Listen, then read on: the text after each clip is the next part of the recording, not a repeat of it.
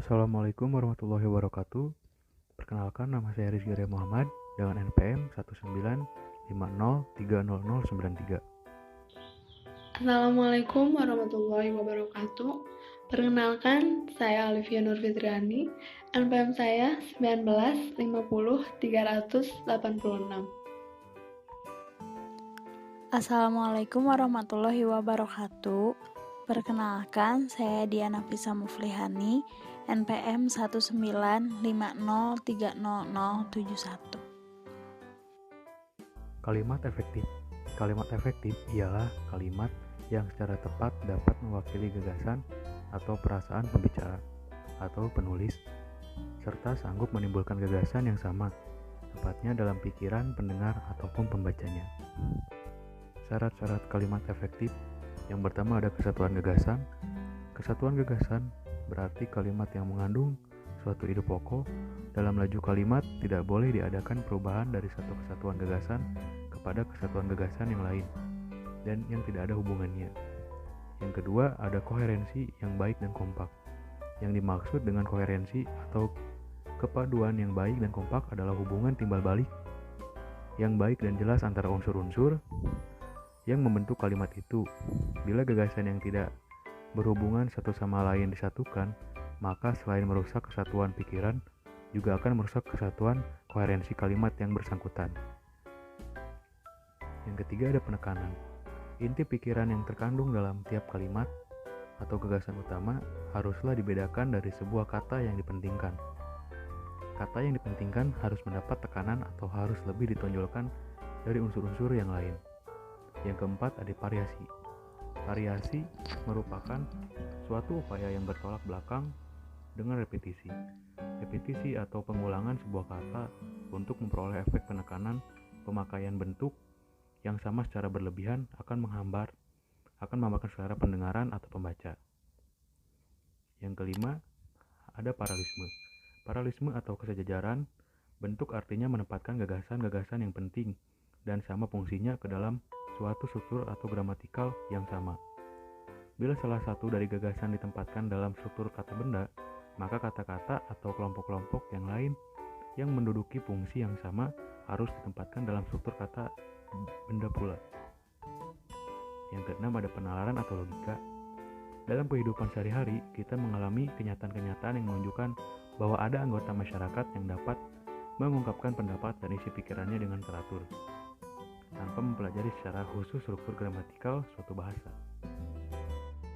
Nah, baik kesatuan gagasan seperti yang sudah saya jelaskan tadi.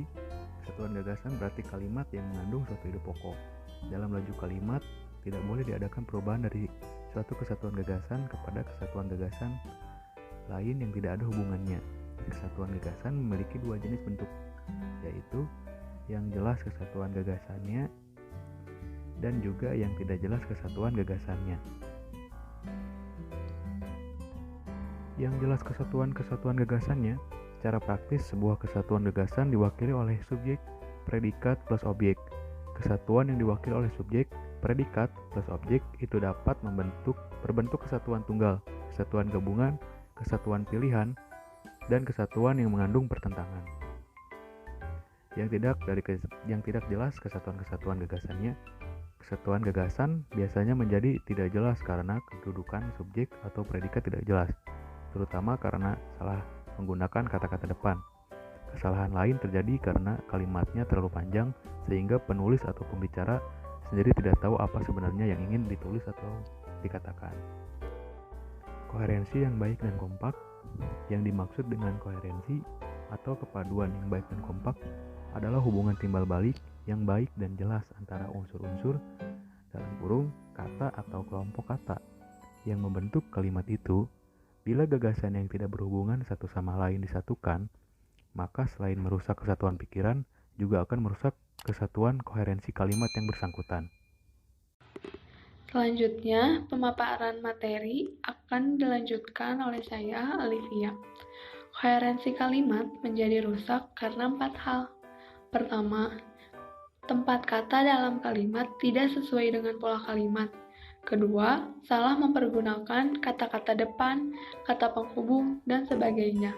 Ketiga, salah dalam pemakaian kata, baik karena merangkai dua kata yang maknanya tidak tumpang tindih, atau hakikatnya mengandung kontradiksi. Yang keempat, salah menempatkan keterangan aspek seperti sudah, lelah, akan, belum, dan sebagainya pada kata kerja tanggap. Selanjutnya, ada penekanan. Kata yang dipentingkan harus mendapat tekanan atau harus lebih ditonjolkan dari unsur-unsur yang lain. Dalam bahasa lisan, kita dapat mempergunakan tekanan, gerak-gerik, dan sebagainya. Namun, dalam bahasa tulisan, hal tersebut tidak dapat dilakukan. Maka dari itu, terdapat beberapa cara yang dapat dipergunakan untuk memberi penekanan tersebut, baik dalam bahasa tulisan maupun dalam bahasa lisan. Nah, cara-cara yang dimaksud sebagai berikut. Pertama, mengubah-ubah posisi dalam kalimat. Sebagai prinsip, dapat dikatakan bahwa semua kata yang ditempatkan pada awal kalimat adalah kata yang dipentingkan. Untuk mencapai efek yang diinginkan, sebuah kalimat dapat dirubah-rubah strukturnya dengan menempatkan sebuah kata yang dipentingkan pada awal kalimat. Yang kedua, ada mempergunakan repetisi. Repetisi adalah pengulangan sebuah kata yang dianggap penting dalam sebuah kalimat. Yang ketiga, ada pertentangan. Pertentangan dapat pula dipergunakan untuk menekan suatu gagasan. Kita bisa saja mengatakan secara langsung hal-hal berikut dengan konsekuensi bahwa tidak terdapat penekanan. Yang keempat, ada partikel penekanan. Dalam bahasa Indonesia, terdapat beberapa partikel yang berfungsi untuk menonjolkan sebuah kata atau ide dalam sebuah kalimat. Partikel-partikel atau imbuhan yang dimaksud adalah lan, pun, dan kah. Contoh yang pertama, saudaralah yang harus bertanggung jawab dalam soal itu.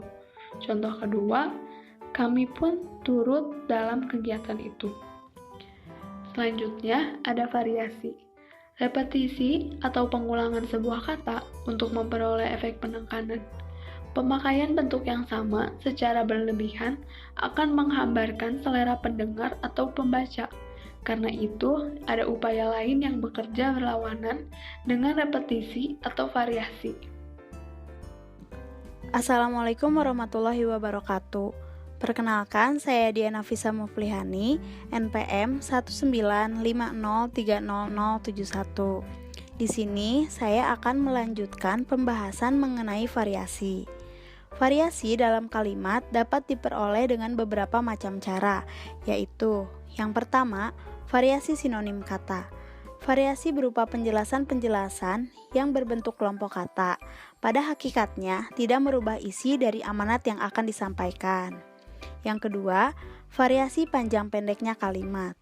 Variasi dalam panjang pendeknya struktur kalimat akan mencerminkan dengan jelas pikiran pengarang, serta pilihan yang tepat dari struktur panjangnya sebuah kalimat dapat memberi tekanan pada bagian-bagian yang diinginkan. Yang ketiga, variasi penggunaan bentuk me dan di. Pemakaian bentuk gramatikal yang sama dalam beberapa kalimat berturut-turut juga dapat menimbulkan kelesuan. Sebab itu, haruslah dicari variasi pemakaian bentuk gramatikal, terutama dalam mempergunakan bentuk-bentuk kata kerja yang mengandung prefiks me dan di. Yang keempat, variasi dengan merubah posisi dalam kalimat. Variasi dengan merubah posisi dalam kalimat sebenarnya mempunyai sangkut paut juga dengan penekanan dalam kalimat. Selanjutnya, paralelisme. Paralelisme atau kesejajaran bentuk artinya menempatkan gagasan-gagasan yang penting dan sama fungsinya ke dalam suatu struktur atau gramatikal yang sama. Bila salah satu dari gagasan itu ditempatkan dalam struktur kata benda, maka kata-kata atau kelompok-kelompok kata yang lain yang menduduki fungsi yang sama harus ditempatkan dalam struktur kata benda pula. Hal dasar tentang proses berpikir logis itu antara lain: yang pertama, definisi atau batasan. Setiap istilah atau kata harus mengandung pengertian yang sama bagi siapapun. Untuk itu, perlu diberikan batasan yang jelas dan tepat untuk setiap istilah, sehingga tulisan itu akan mendapat landasan yang kuat dan tak dapat dibantah.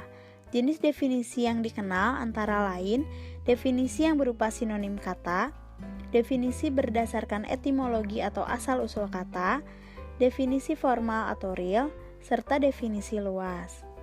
Yang kedua adalah generalisasi. Generalisasi merupakan suatu pernyataan yang mengatakan bahwa apa yang benar mengenai beberapa hal yang semacam adalah benar, atau berlaku pula untuk kebanyakan dari peristiwa atau hal yang sama. Misalnya, dalam pengalaman kita yang pertama, ketika sepotong besi dimasukkan ke dalam api, ternyata volumenya membesar. Pengalaman-pengalaman selanjutnya dengan tembaga, kuningan, emas, perak, dan aluminium memperhatikan hal yang sama seperti besi. Berdasarkan kenyataan lain bahwa semua barang yang dikemukakan di atas adalah logam, maka kita membuat sebuah kesimpulan yang bersifat generalisasi.